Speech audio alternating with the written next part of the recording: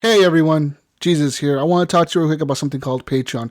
The Horrible Gamers podcast has finally decided to launch their very own Patreon. Head over to patreon.com/horrible gamers to support us and helping you bring the best audio content that we can bring you.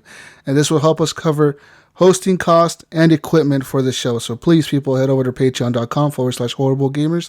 Now enjoy the show.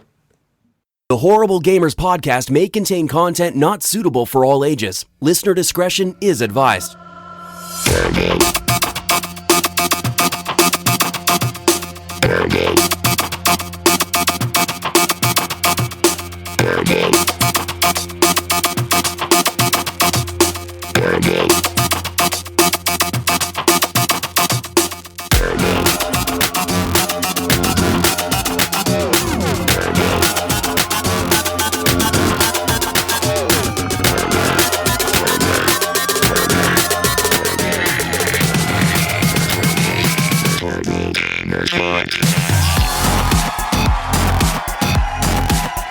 Welcome, ladies and gentlemen, to another Horrible Gamer Spotlight. This week I'm joined by two Canadians.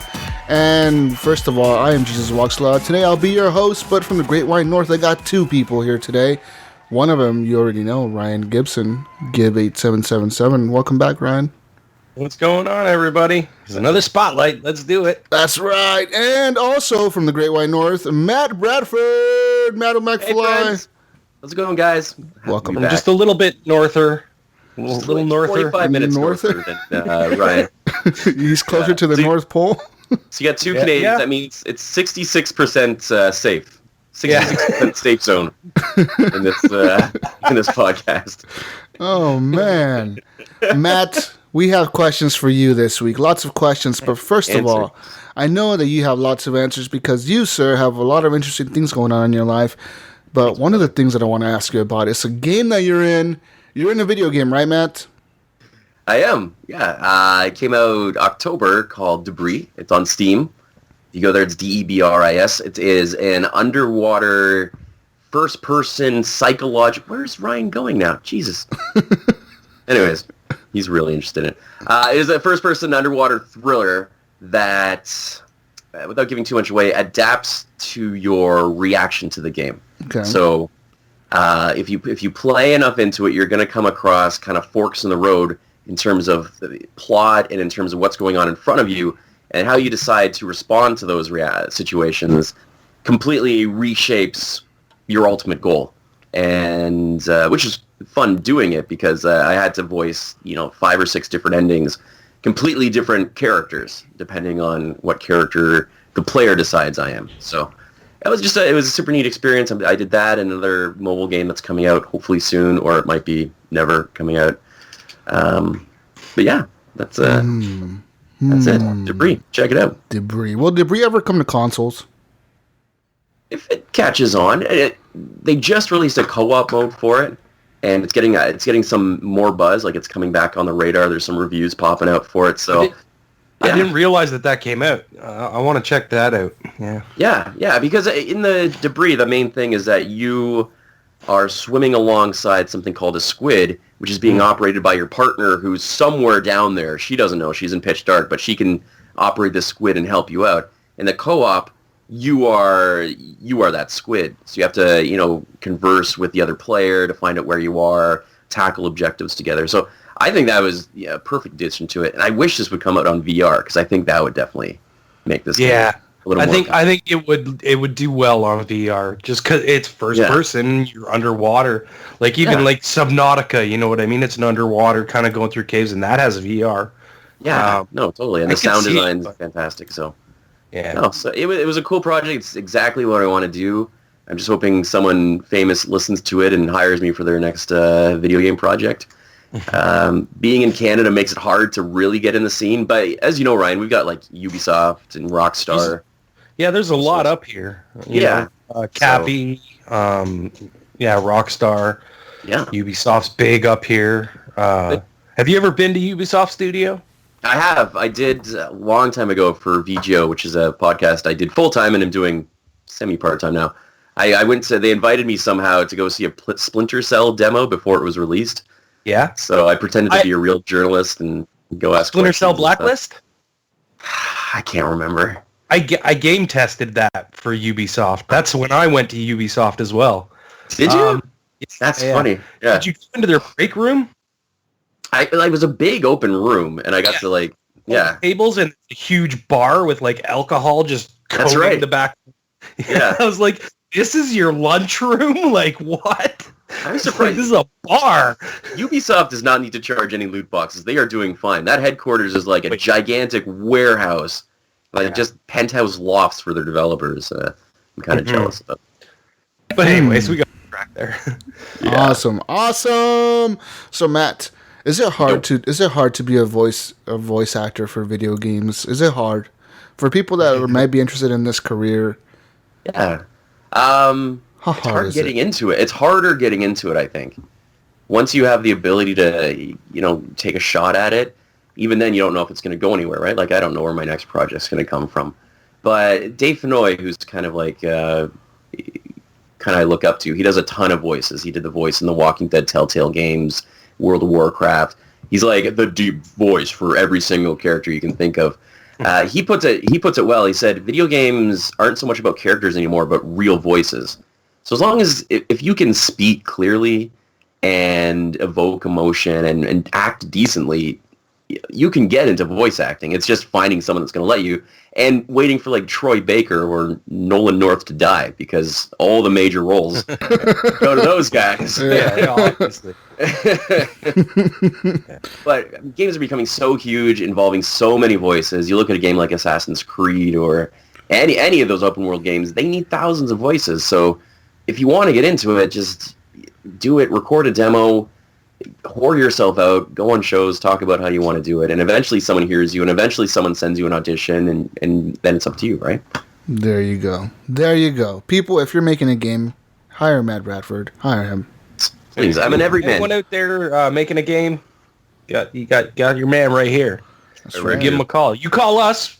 Don't call him. Wait a second. Give us a call and we'll get a hold of him for you. It's a finder's fee type deal. Okay, tell you what, you land That's me what a your job. agent said. That's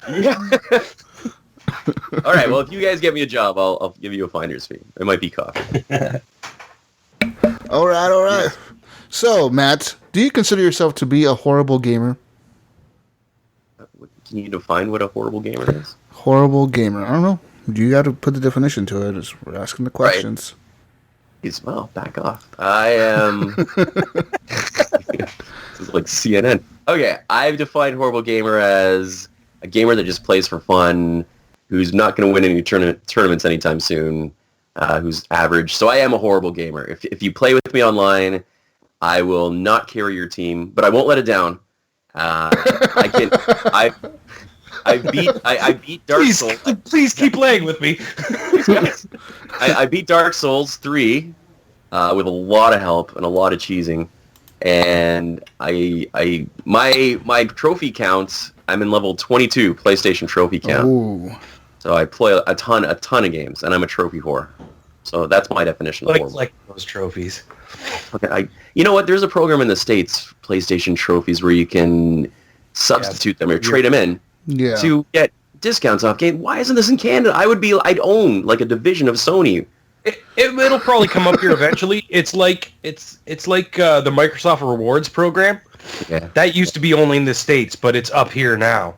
Same with Bing Rewards and all that stuff. We used to not have it, and then I think it was about 6 months ago or so, I noticed that they were starting to do it in Canada. Okay. So hopefully I can. I would imagine they'll bring it up here eventually. Because I don't get, I look at my PlayStation account and I'm like, this is great, but what does it mean? Nothing. I have existential crisis about playing video games. It's all meaningless. It's all meaningless. What is this? I guess the experience, but... It'll lead to something, Matt. It'll lead to something. Once you hit level 30, you unlock a special reward. One day... What's that? One day, a dev is going to look at your profile and go, this guy's got a lot of trophies. He's the guy we want voice acting for us. Right, we found him, guys. Maybe if they ever do that PlayStation show, The Tester, again, maybe they just recruit from people who get trophy score 30. Remember that show, The Tester? The Tester? What is the Wow. Tester? the PlayStation show. It was like ran for 3 or 4 seasons. Really? Yeah. I loved it, on man. PlayStation, yeah. That's crazy. It was like a reality show where a bunch of guys my age who have no jobs just try to become a video game tester, and they have to pass a lot of video game themed competitions and stuff. Just to become a tester? Fuck. Yeah. It was back when the PS3 was just coming out, or had just been out for a little bit, I think, when that came out, yeah. Yeah. Okay. Because I think when I first got my PS3, I watched that show once, and I was like, yeah, this is stupid. Man, I had my favorites. I was rallying for people. Did you watch it? You were right in. I loved it. I loved it. I was so jealous. Oh, man. So, Matt, you said you play lots of video games. How often do you play video games? Like on average, how often do you say you play video games? An hour or two a day at night, depending on how much time at night I get for myself. Prior to Offspring, it was a lot of time. Whenever Mariana went to take a nap or did something, I was just playing video games. But now I work from home, so I play during work too, just to take a break. I turn on something off Steam, or I just go over to the couch and play PlayStation 4. So yeah, about an hour or two a day, I think. Nice. Yeah. So does playing video games, do they make you feel proud, ashamed, or indifferent? Like, how does knowing you play that much video games make you feel in general? So, you know what? I've been playing games since I was like 5. Like, my dad brought home an Intellivision, and then from like that day, I don't think there's been a day where I haven't played some type of games. I think I'm going to get really psychological here. My brain is always on, and it's always thinking, and it's always like, I can't rest. But if I'm playing a game, I can zone into that game, and that just really helps me just kind of just forget everything. Not that anything's bad, but just kind of just really focus on one thing and just take a break from overthinking stuff. So games are therapy for me at the end of the night, just to calm down, kind of get in a nice kind of calm zone. That's why I don't multi-game as much, because I'm an only child. I just grew up playing video games by myself. So I like that me time. It's kind of like a special. This sounds stupid. Special me time. It's me time. Me time. I know what you mean, though. Like, it just kind of, you get focused into a game, and you can kind of just forget about everything that's happening around you and zone in on it. It resets you a little bit. Yeah. So is that why you play video games, to kind of reset yourself, or kind of just mellow out your brain? Get it focused on one thing? I think it's why I'm a trophy whore as well, because it's that quick fix of like accomplishing something. Like, we all live lives where all like things are kind of hard in adulthood. So games are kind of the way just to be good at something, accomplish something, get a quick fix of dopamine, and zone out a little bit. Yeah. That's true.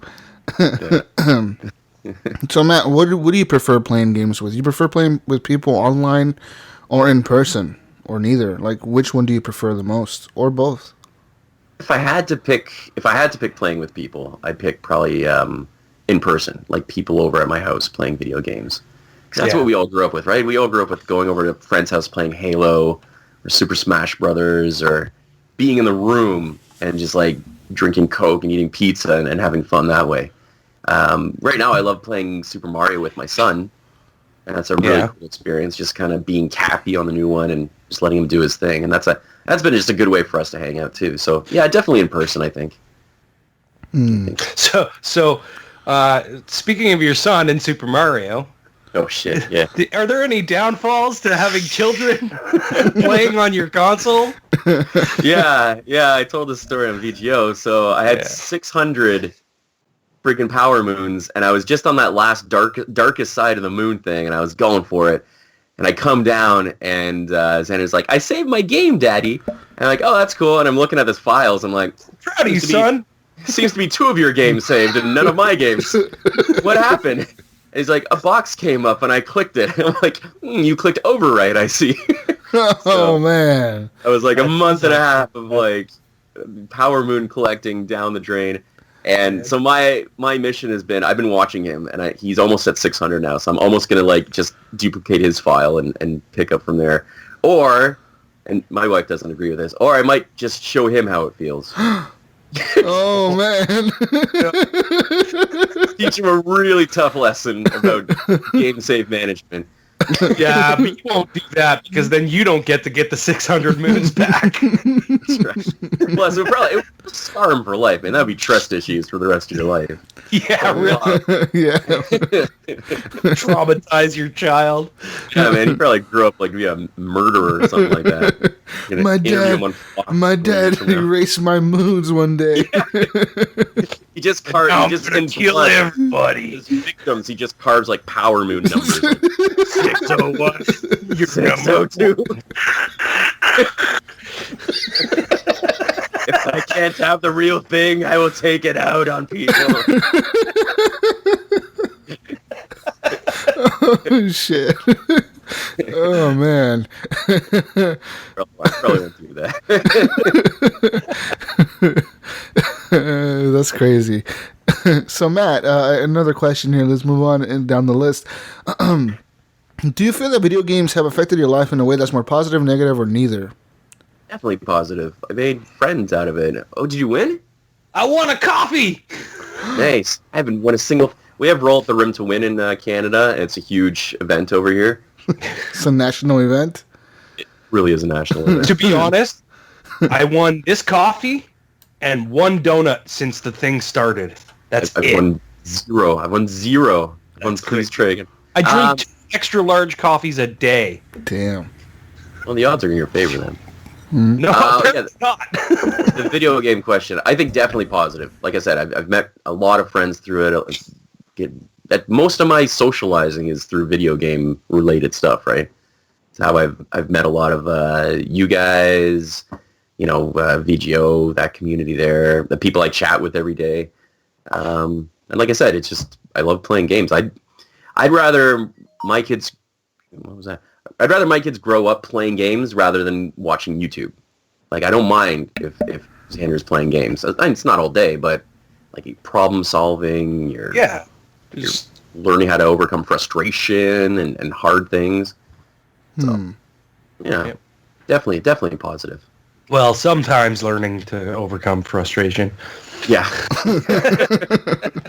Sometimes causing it. Oh, man. Okay. He's really good, though. He's really good at Super Meat Boy. Oh, really? He's super good at Super Meat Boy. I wish I could take a video of this, because that kid's got skills, man. He's only 5 years old. I should put him in a tournament and make money off him or something. Esports. Started early. Esports I'll for get him kids. Twitching.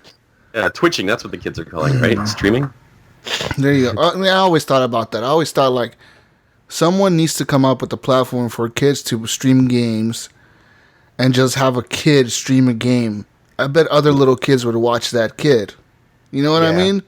But the community, it would get so toxic that it would be... That's the problem with it, right? But can you imagine, like having a kid just streaming and, like, having kids watch that kid? That kid would blow up, dude. Yeah. I mean, right now you got parents who kind of make their kids play video games for views. But yeah, just a completely kid-only. The only thing is, how would you even police that from getting, like, weirdos not to sign up under fake accounts? Or Right, yeah. Or guys like Ryan pretending to be 5 years old. 0. Hey guys! This is so much fun! Man, you're really good at gaming! Who's gaming in their underwear? Send pictures! Oh, man. Yeah, that would be the problem, right? Policing that stuff. But I think the person who comes up with that idea, they're going to fucking be huge. That kid is going to be a fucking star by the time they're in their teens. They're going to be, like, famous, like a famous person, like a legit famous person. You know what I mean? I remember before Twitch, I remember thinking, like, wouldn't it be cool if I just played games? I just had a webcam on me while I just played games, and that was my job. Like, I remember thinking of that. I'm like, there's no way that would ever make money, or no one would watch that. Like, years later. Look at this. There's a whole fucking platform that makes money off of that. Everybody does. Yeah, man, it's crazy. I sometimes I look at streamers and I'm like, dude, how do you get, like, they get, like, donations from random people, like, this person just donated $3,000, and it's like, what the fuck? How the fuck did you just donate $3,000? What's going on here? Having big boobs helps. Yeah, Yeah, probably. So, Matto, tell me, what have you learned from video games? What's one thing you've learned? This is serious. This is very serious. Very serious question. Perseverance. Because, he's going to sound dumb. Like the old Batman Arkham Asylum games. Mm-hmm. I remember being like in a really stressful time at school. But the Batman games, I really wanted to platinum. And they had all their challenges that were just hard, like beyond my The my Riddler level. ones, right? Like the Riddler challenges and all that. More so the combat challenges, like you know how like the stealth combat challenges, and you had to get like gold, and they were so far out of my reach. But I kept trying, and I failed so many times. But I finally did, and I finally platinumed that game, and that kind of bled through to other challenges in my life where I'm like, you know, just if I can stick with it, you'll get better, and you know you get better bit by bit. Same with Super Meat Boy. When I played that, I wanted to really like get all the bandages, do all like the reverse levels and stuff. And that took like a month, and I did really good. I gave up because I found another game, but I did so much. I know. Maybe that's not an inspirational story. And I gave up. Then I said, screw it.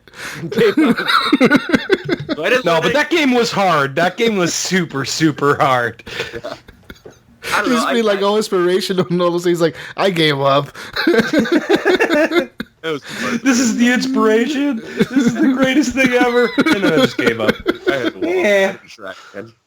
Yeah. No, I gave up because I found another game. I don't know. Yeah, perseverance, problem solving. People are.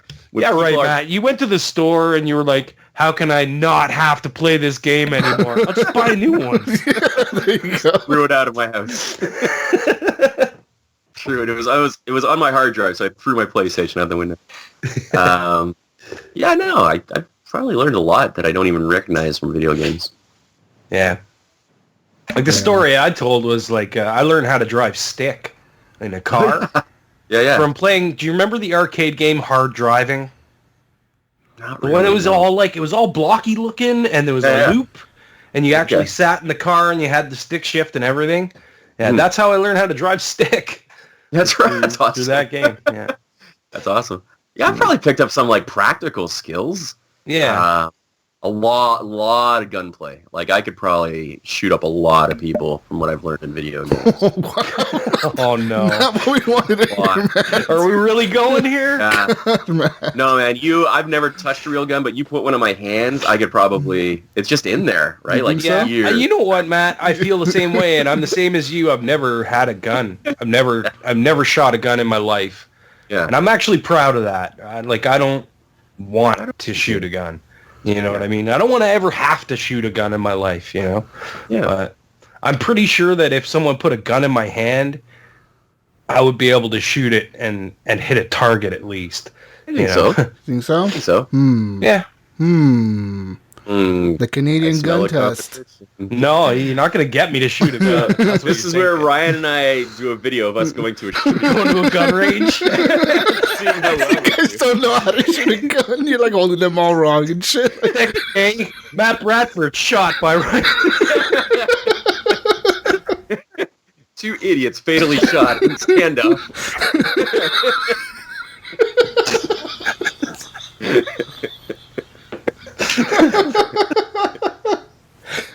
Probably. That's probably how it ended up. I kind of want to do this. Oh my god.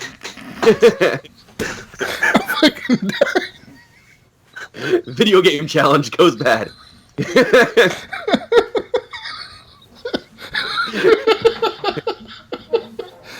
Oh, I can totally see the fucking headline.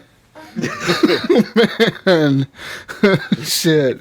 That'd be crazy, man. I don't know. People, I don't know. I feel like some people feel that way, but guns are really fucking heavy.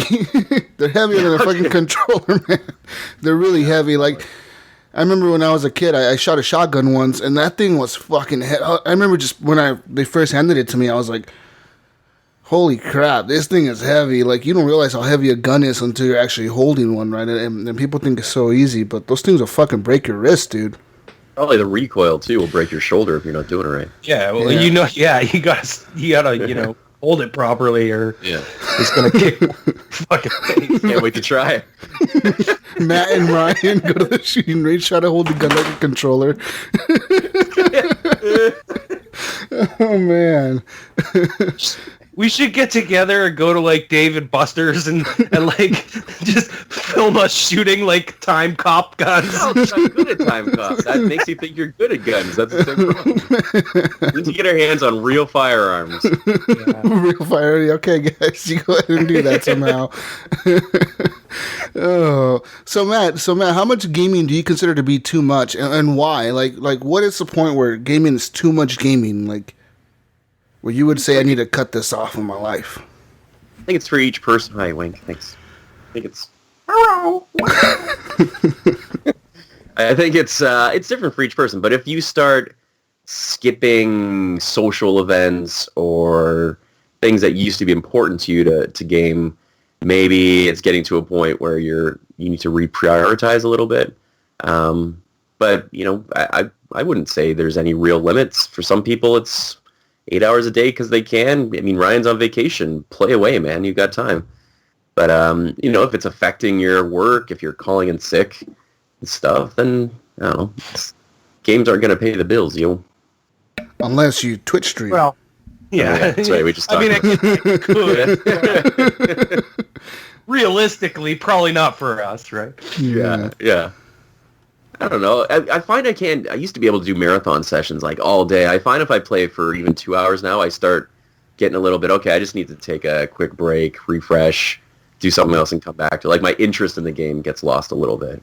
If I'm playing like an RPG, after 2 hours, I won't want to do any more quests because it seems like too much of a commitment. So I'll just put the controller down, do something else, and come back. See, I have a problem, and I think I realized what my problem is.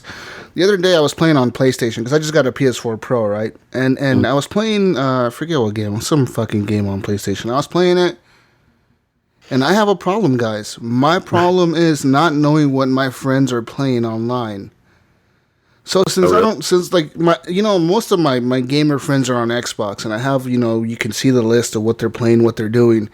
Mm-hmm. And on PlayStation, I don't have that. I mean, I have some friends on there that are from Xbox or whatever. They play on both platforms, but there's way less people online on my PS4 than there is on my Xbox any given day. There's usually like 4 or 5 people on PlayStation when there's like 80 people on Xbox. So playing the other day, I was sitting there playing, I forget what game it was, honestly, but I was playing it and like, I got anxiety from not knowing what my friends were doing. Really? Yeah, it's really fucking weird. I don't know, right? Like, weird. I just anxiety too, Jesus. I was like, where is he? He hasn't been on Xbox Live in a couple of days. He's dead. Jesus Did he go missing? What happened to Jesus? You better send the Canadian Mounties to come find me. but yeah, like baseball. I realized that's the problem. It's not the games that are giving me the anxiety, because for a while there, like I remember when No Man's Sky first came out, right? I was playing that for like days, like, every day I was playing this game, and I wouldn't get on my Xbox. I would just be on the PlayStation. And then all of a sudden I had an anxiety attack playing No Man's Sky. I was like freaking the fuck out. And I think that's it. Like, I just need to know when my friends are playing, so maybe I could play with them, or maybe just even chat with them while I'm playing the game. It's become like this thing where if I'm gaming, I need to be online and be able to talk to people and see what they're doing and interact with them and game with them, It's really weird. I got a solution for you, Jesus. What? The Xbox app. You just pop that thing open, you can look at your friends list. Oh, man, you just fixed my problems. Dr. Ryan. You're the gamer that games are catering to, though. I think you're the majority. People want to make gaming a social, communal thing. And I think it's working, because I honestly, man, I get on my PS4 and I'm like, all right, I have all these awesome games like Horizon I want to play Uncharted, I want to play all these games, and then I start playing them and I'm like, oh, but what if like my friend Brink is online playing PUBG right now? Like, what if I should get on PUBG, Or what if I should get over here and play some Rainbow Six Siege real quick with these guys, or some World War II, Call of Duty, or Battlefield? It's really weird. Do you have fear of missing out then? Do you have fear of somewhere someone's playing a multiplayer game and you're not playing with them? Yeah, I think that's what it is. Yeah. Or something. I don't know, man. I have a problem, guys. I have a problem. Yeah. Gaming disorder. I think I have it. I don't think it's a problem. Hey, wait, this just became the Jesus Spotlight show featuring Matt Bradford. There you go. No. Matt Bradford is here to help me through my problems. We all have problems. Oh man, but yeah. So Matt, so you think too much gaming is when you start putting off your social life and all that stuff, right? Like That's when you start like ignoring people, or you should be doing something else, like work or going to something you were invited to, but you're just like, I'm gonna play games instead. Sometimes that's fine, but if you do it all the time, I think that's a warning sign. Yeah. That's that's been the same answer everybody gives us. Everybody, yeah. Everybody. No one's like. No, it's true though, right? It's the best answer. That's why. It's true. Yeah. Original me. I would answer the exact same way. So. Yeah.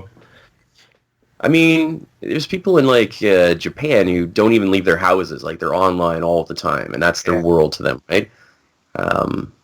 Maybe if you have a community built up like that, but I don't know.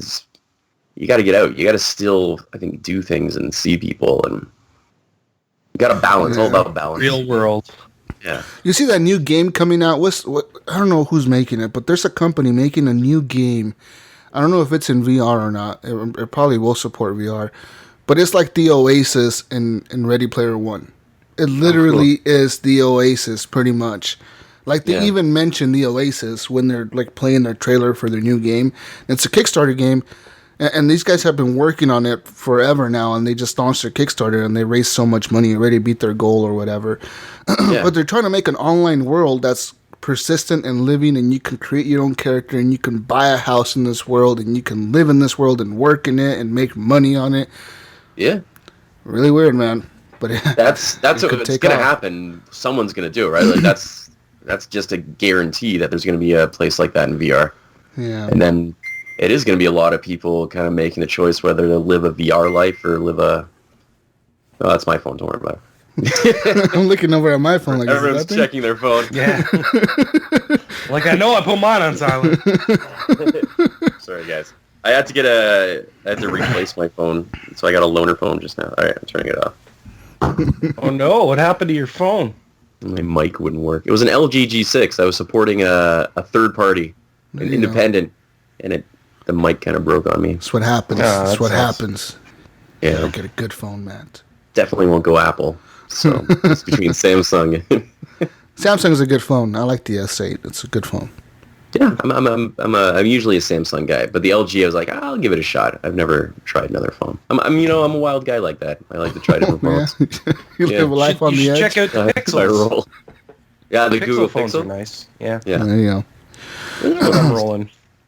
So Matt, besides voice acting, what is your favorite thing about gaming or the games industry in general? And what is the worst in your opinion also? Favorite thing? Like, we just live in a time where just like blockbuster games are getting released every month. And there used to be a time when like 1 or 2 games a year were the things you're waiting for, like the next Grand Theft Auto or next Halo. But now it's just, you're just inundated with just these amazing games. And a lot of them get missed because there's just so much choice.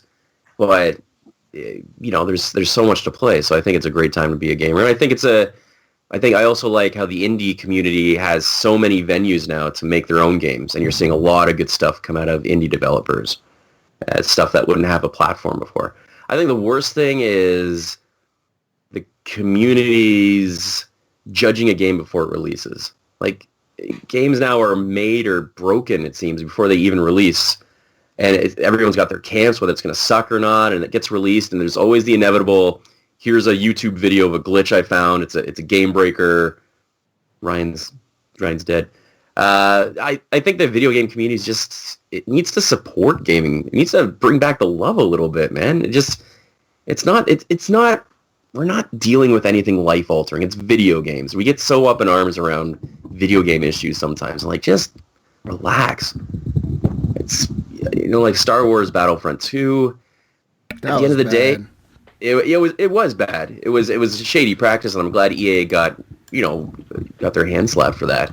But launching petitions, and I don't know. I just feel like we need to just calm down and just enjoy games again, because it seems like we're always looking for something to complain about as a community. And I'm guilty of that. But I mean, there's lots of video game companies that come out with so many betas. Like, I mean, let's look at Sea of Thieves, for example. They just recently had another beta, and people keep judging the game based off of that, right? Like, and even though the developer can sit there and tell you, this is not a full release, this is not a full release, this is not everything in the game, this is not a full release. There's glitches in this thing. People are still like, fuck that game. It's boring. It has nothing going on. It's just the ships. You're in a boat and you go get treasure and you bring it back and you cash it out and you go back out. Like, people judge it based on that, but they don't realize that it has a whole world and a whole thing going around it. Well, it's only going to get better, right? They're going to add stuff to it. Yeah. I do think it's getting to a weird point where a lot of games are being released unfinished, and it's becoming like people don't care as much. PUBG was up for Game of the Year, and that's not even a finished game. And I played it. I like PUBG. Well, to be fair, it was on PC. It was. It was a 1.0 on PC in December, so... But it was still not a full release. Like, it's still a glitchy game. Like, I remember playing it and getting caught in... It's still a great game, and I guess maybe people are excited about, like, the game mode that it introduced. Not introduced, because other games had that way before PUBG, but... That kind of brought to the light, yeah. Yeah, I remember playing that game mode in, it wasn't Call of Duty. It was like a war series that, I don't know, but it was like Last Man Standing. You started out with 30 people, and slowly the map shrunk. It was this exact same mode, so it's nothing new. I guess they just did it a lot better. Was it Arma? No, it wasn't Arma. It was one of those generic. It was a series that ran for a long time, but Medal of Honor, maybe? No, it wasn't a. I don't know. Don't worry about it. Yeah, I don't know. Yeah. I guess. But you're right. I mean, I think it's because we have so many games that people just give up on a game way too quickly. I think Sea of Thieves is going to be a fantastic game once the community comes on board, once they develop more. I think it's just, for what it is, it sounds like a lot of fun. My buddy Ted plays it. I watch his videos. It seems like a lot of fun just to jump in and do stuff. Me, Jonathan, and Gunny played it for 5.5 hours straight on the weekend. Like, we just didn't stop. We just kept playing. We just like play. And then all of a sudden we were like, oh, wow, it's 5 hours later. And Jonathan's like, I got to go to dinner. And we couldn't get back in. Because it would close. We were just talking about this question, so that would probably be a point that we've been playing too long. Yeah. But, man, I mean, do you think, man, in your opinion, does having a game like, let's say, Sea of Thieves, The Division, Ghost Recon, PUBG, Destiny, what other game is like that? There's lots of games like it where you have to be in an online world and play with people constantly. Do you think that kind of hinders a game and it makes certain people not want to buy it because either they don't want to pay for the online services or they just don't have internet or they just don't like gaming with people? Like for you, for example. Yeah, I avoid those games. Avoid those games? Why? Well, because it's predominantly a multiplayer experience. I always want the ability to just like distance myself from human beings and do my own thing. So if there's an online game that caters to lone wolves, like I loved the Assassin's Creed multiplayer mode when they had multiplayer mode of their games because that was cool. It was cool. That was really good. It was such an interesting take. It was all about. I mean, you'd had teams modes, but there was that one mode where you just stab people, and then everybody was a different target or whatever. Yeah, you got dressed up, and that to me felt like a single-player multiplayer experience where I could still do my own thing. No one had to rely on me. I don't have to rely on anybody else. Just do my own thing, but also interact with other people. So I thought that was cool. But I think one thing that hinders buying those games is you look at a game like Overwatch now. If you're new to Overwatch, like for me, there's a huge hurdle I got to get over of I'm going to go in Overwatch and suck. But the community's not going to like me at all. Like it's going to be a real tough slog until I develop skills. I can tell you what happened to me in Rainbow Six Siege this weekend, right? So I was playing it, and I'm not bad at Rainbow Six. I played that game countless of hours. I'm pretty okay at it. But when you leave the game and you come back to it, you do suck for a bit, right? Because there's a lot. The mechanics are much different from from that type of shooter to like let's say a Call of Duty or Battlefield. In Call of Duty Battlefield, you can just run around and get kills.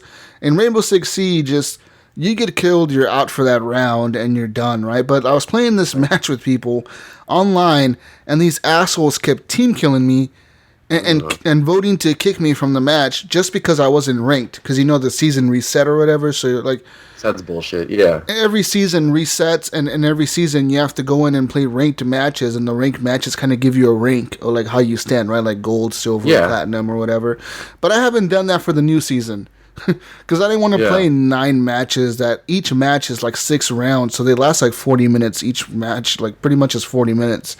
And I don't want to do that. I just want to get in there and play casual. So I was in the casual mode, and all these people just kept voting to kick me, voting to kick, vote to kick, vote to kick, team killing me. And it's not like I wasn't team killing them or hindering them. I was playing the objective. I was helping them out, getting kills and stuff, spotting people and whatnot. And they just kept fucking kicking me. I was so mad. I gave up on it, dude. I was like, you know what? I'm done with Siege. I'm done with this game for now. Yeah, I think that's the case for a lot of games like that. Like even Destiny 2 now, it's to get into a game, unless you're in from the ground with some of these games, there's communities and they get super pretty tight. And that happened to me in Sea of Thieves, actually. I was playing single by myself, and I got into a group, but I was in a party with some friends. Mm-hmm. And like they just ended up putting me in the brig because I wasn't talking to them. Like I was playing the game, I was doing what I was supposed to do and whatnot, but because they couldn't communicate with me, they put me in the brig. I was like, well, fuck off. Strategy you need. Stupid. Attack this boat. That's all you need. Well, now you got one less person to help you. Yeah. Yeah. So I think it is a detriment, and I don't know how to fix that. Yeah, how do you fix those fucking asshole communities that just kick you or want to put you down because you're a new person? They don't want to deal with teaching a new person how to catch up. Destiny is one of the worst offenders, in my opinion, because in that game, it's like, oh, bro, we're going to go play the trials. It's like, well, can I join? Well, are you light level 370 and power level 50,000? Like, what the fuck? I don't know what any of this shit means. Have all the new guns. We're going to go in there with exotics, and we're going to go do this and this. And it's like, dude, I don't know what the fuck you're talking about. I just want to shoot things, right? Like, I just want to have fun. And you're sitting here trying to tell me about this exotic bullshit or this light level or this power level. It's all these fucking levels that you need to have to even play with people. So annoying. But they should be encouraging people like to join the game. They should be taken under their wing. That's how the game stays alive, right? Yeah. Yeah. But apparently some people just don't fucking like new gamers or something. Fucking noobs. Fucking noobs. Fuck noobs. So Matt, what's a memorable gaming experience for you that you just remember that you just did this amazing thing and you were just like, holy shit, wow, I just did this. I fall back on the story all the time, but it is like my number one video game experience. Okay. It was in the game Journey on PlayStation 3. And that had a multiplayer mode where you couldn't talk to one another, but you could emote, you could say something. You could chirp at each other, right? You could chirp at each other, and so I played from the start of the game to the end of the game, like a couple hours, just this rando dude. And I felt so close to him by the end of that game, because the game just has so many beautiful moments and so many just stop and wonder moments. And so I was doing this with a stranger, and then the game ended, and I'm just like, his name was something weird like Dick Muncher 69 or something like, it was like, I wish I could go and hug this guy because this is I love you, such Dick a Muncher. journey. I love you, Dick Muncher. Oh, that sounds crazy. 69 with you anytime, Dick Muncher. Oh man. Yeah. So I mean that for me was like a defining moment for gaming for me. It was just kind of like this is what multiplayer should be for me. Just pure. You're just helping someone out. You don't really know them. You don't have to talk. They're their character, right? You don't know them as a person. You know them as a character in the game. Yeah. So one of those moments happened to me in Sea of Thieves, actually, playing in one of the alphas. I was in there randomly. This is like the first time I ever played this game, so I had no clue what the fuck I was doing. I spawned on this boat with this crew, and this is back in the day when they only had the 4-person crews or whatever. And this British kid, he's like, hey, you got a mic? I was like, yeah, I got a mic. What's up, dude? And he's like me and this British kid formed a friendship in like a matter of like an hour. We were just fucking like doing everything perfect. I was like, holy fuck. And when he had to leave, he was like, I gotta go. My dad's telling me I gotta go to bed, mate. All this shit. And I was like, oh man. Yeah. Not my British buddy. Like, I was sad. My British friends. Did you send him handwritten notes? Come back. Come back. it was a moment, man. Like you know, he was helping me out, and it was so fucking cool that like someone was willing to be an awesome player and just help me out instead of fucking kicking me from his crew or whatever, you know. Yeah, and they're out there. The awesome players are out there. It's just you just gotta find them. That's all. Yeah. I think another one earlier than that was playing Super Mario 64 for the first time in my life. That blew my mind. Just being able to run around as Mario in like a 3D space for the first time ever in game. Like, my little kid brain couldn't handle it. It was amazing. Mm-hmm. And I haven't felt that same level of, wow, this is the next level of gaming since. But I was a kid, so I didn't really have too many experiences before that. Nowadays, everything's 4K and fucking 60 frames, and everything's so perfect. That's what bugs me sometimes is, you know, some really, really amazing games will just get, like, just dismissed because it's not the flavor of the day. Like, you know, it's either the new Assassin's Creed, the new Horizon Zero Dawn, which I know not too many people are dismissing, or just so many just fantastic, huge games that we would have killed for back in the day. But now we're just like, her hair doesn't look too good, so it's a shitty game. It's not in 4K, I'm not going to play it. It's just, I think we're just so spoiled, man. There's so many good games around us. Yeah. And then, that's an indie game. I'm not going to buy that shit. I'm not going to fuck that. Yeah, well, you're missing out if it's an indie game and you're not trying it, because that's where new ideas begin. That's when the big developers start copying, right? That's how PUBG started, man. Like, that thing was just a mod that somebody made, and it became a fucking huge thing. You know, like, if nobody would have tried that game would be nowhere right now. We would still be playing Call of Duties and shit all the time. Yeah. Fortnite wouldn't be around. You know, like, so many things would never happen if that would have never taken off. Oh, yeah. Just wait for next year. Everything's going to have a PUBG Battlegrounds mode. Red Dead Redemption is going to have it now, supposedly, so we'll see what happens. That'll be cool. I'm down for that. I love Red Dead. I'm down for that. It's going to be fucking cool, man. So, I know you said this earlier, and you already answered this question, but just to clarify, have you formed any friendships or relationships through video games that are really meaningful? Absolutely. I mean, well, you guys for one, and then Video Game Outsiders. It sounds like we hate each other, but I think we're friends. I don't know. With John, it's been 7 years. I still don't know where I stand. I've definitely some of my really good friends are people I just met playing gaming or in gaming communities, right? Like I've got a dude that I talk to in G-Chat every single day. I've only met him 2 times in my life, but through Twin Galaxies, when I used to work with Twin Galaxies, like, him and I wrote for that together, so it's almost a decade now of a friendship. So, I forgot you used to write for Games Radar too. Yeah, and Twin Galaxies, editorial director for Twin Galaxies before the whole cheating controversy. And then, I did a ton for Games Radar for years. I did their news and those top 10 lists, those clickbait lists. But, it was fun to write. It was fun. And the Guinness World Records Gamers Edition. I capped another one of those. You do a lot of things, man. You do so many things, man. You do too many things. I love video games. I love doing anything for video games. I can't make games. I'm not artistic. So I try to get involved any other way on the peripheral. And this year, actually, I don't know if I'm supposed to talk about it.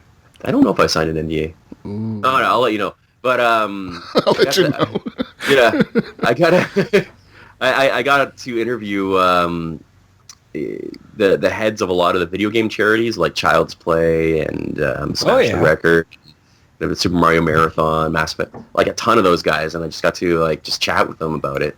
And I think that's where I want to go next, is get involved somehow in video game charities, whether it's like hooking up with a local group here or maybe doing something, running an event in Barrie. Like, Ryan, you can come up and help me run an event in Barrie or something.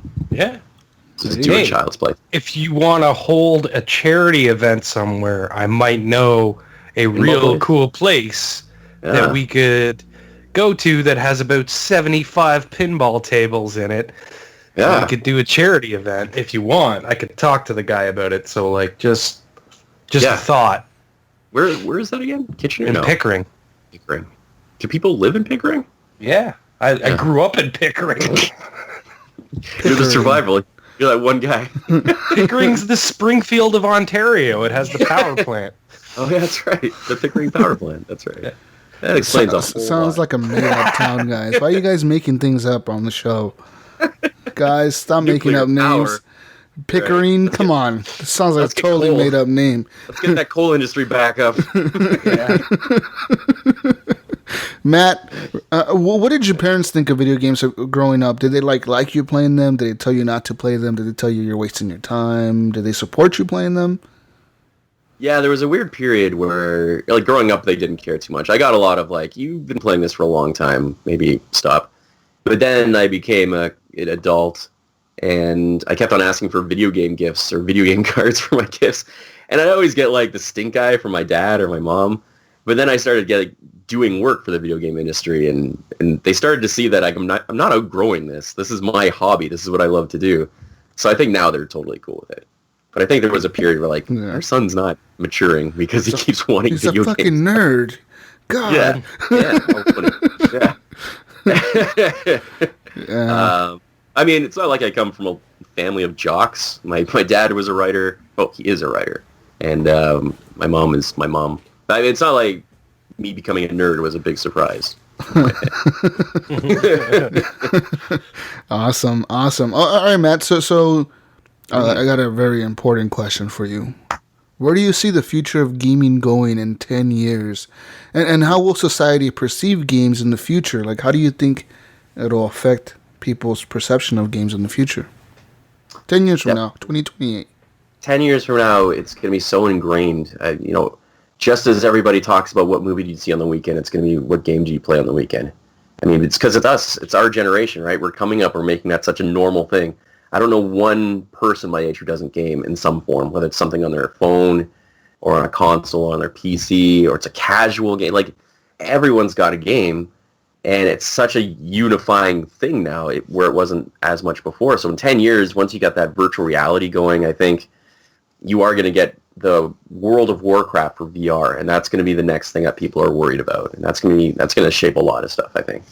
But it's going to be so commonplace. It's just going to be, what did you do on the weekend? What game did you play? Basically, it's the next form of major form of entertainment.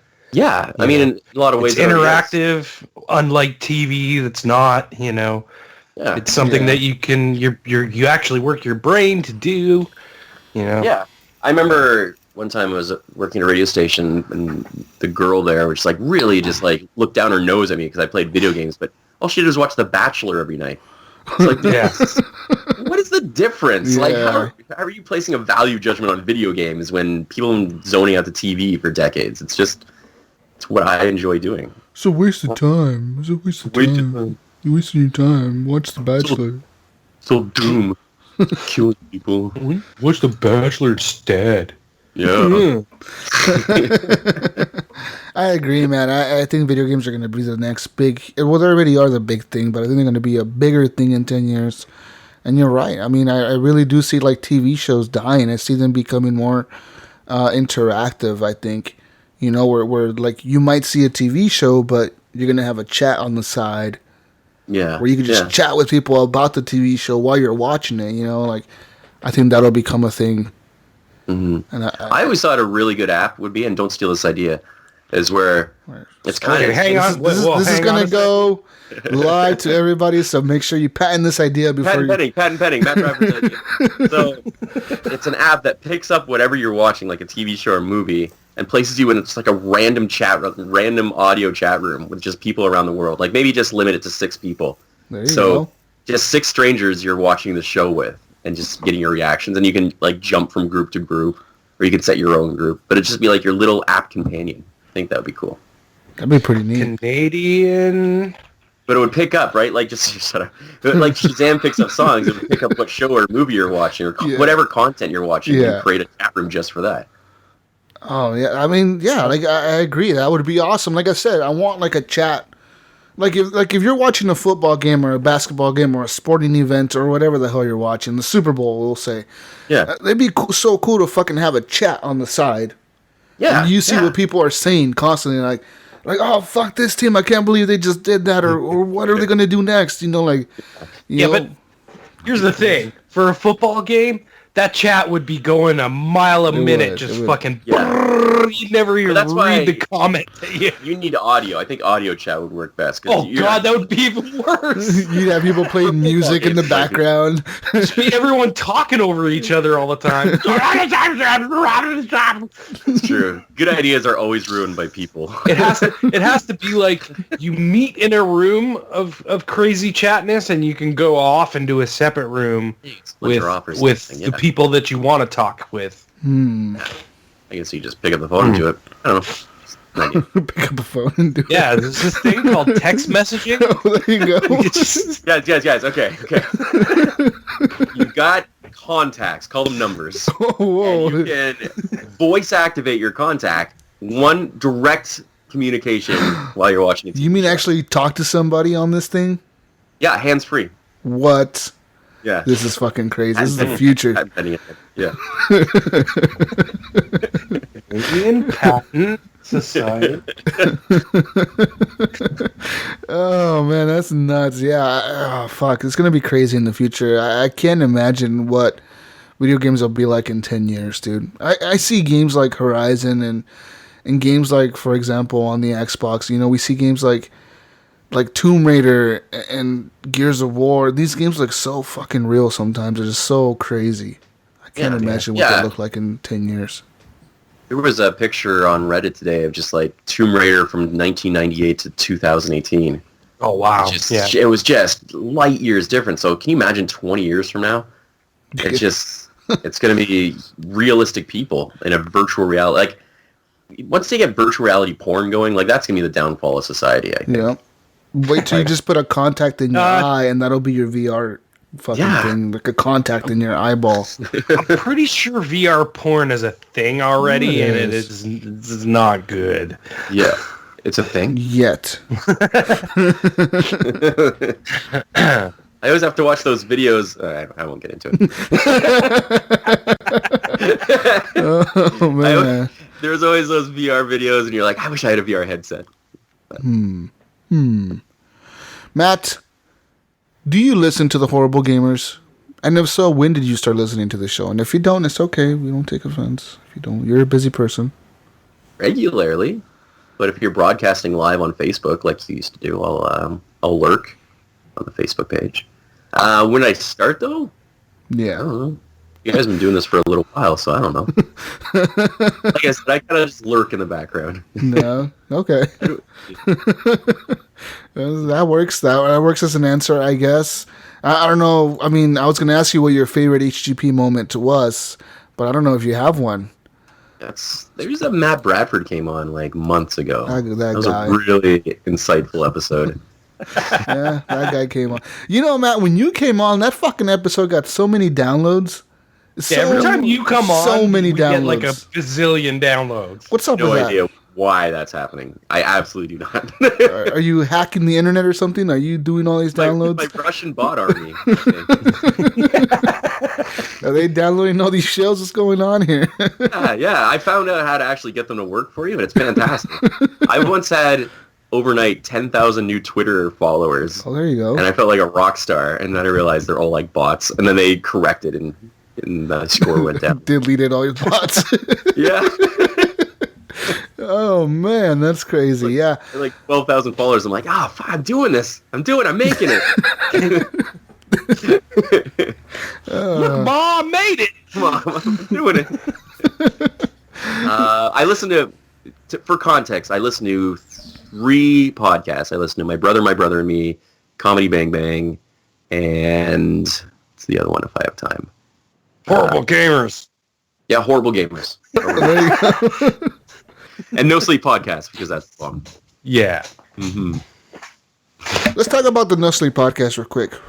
Yeah. One of my Did you just roll your favorite... eyes, though?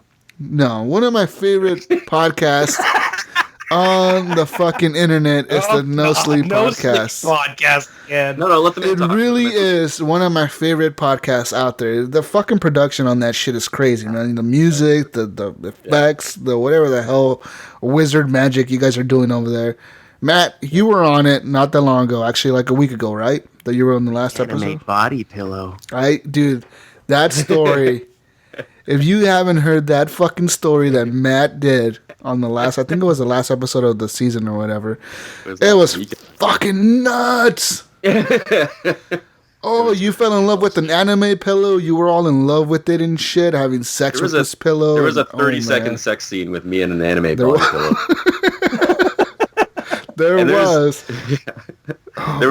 a No Sleep podcast group, like a fan group, and I went on the next day, and there's like, I have a lot of really weird feelings about Matt Bradford right now, because there's a lot of like house moms that are like, I was listening to this at work, and I had to turn it off, but then I listened to it secretly at home. I'm like, oh, what's going on? With my hand down my pants. Ooh. I'm enjoying it. One listener. That's all I care. Yeah, that episode took a turn at the end, and I was like, oh, fuck. I was not expecting that. I was expecting some paranormal activity type shit going on there, but it was pretty wild what it turned out to be. Yeah. Yeah, but I really like that show, and Matt, you do VGO, of course, and that show is pretty good. When they're not talking shit about you. Pretty good so far. But you know, I like that show, but the No Sleep Podcast, dude, you're killing it with that, man. That's fucking huge. That is a huge. I love No Sleep Podcast because it's first of all, I get paid. They actually pay me to do that, which is awesome. It's not a ton, but to get paid for voicing, it's great. They're on a tour right now, and I'm super hardcore jealous because it's a North American tour, and it's all the American guys, think of it as Saturday Night Live. Like I'm the and guest starring Matt Bradford. Like I'm the guy at the end who's like eating a hot dog on the street that you don't know, and the other people are like the main cast members. So I think I'm the newest person on the team. I just got to work my way in. But I've been on for a couple seasons. I do a fair number of stories. Yeah, a lot of character stuff. Yeah. Listen to Matt. He's usually a teenager. Yeah, I'm usually. Well, this isn't a scary voice. Let's be honest. He's usually a teenager kid that got himself into some crazy shit all the time. Yeah. It's so true. I'm in a forest. If you hear me, odds are I'm in a forest, or I'm about to like have sex with a demon or something stupid. Hey there, Mr. Demon. A demon. Hi, guy.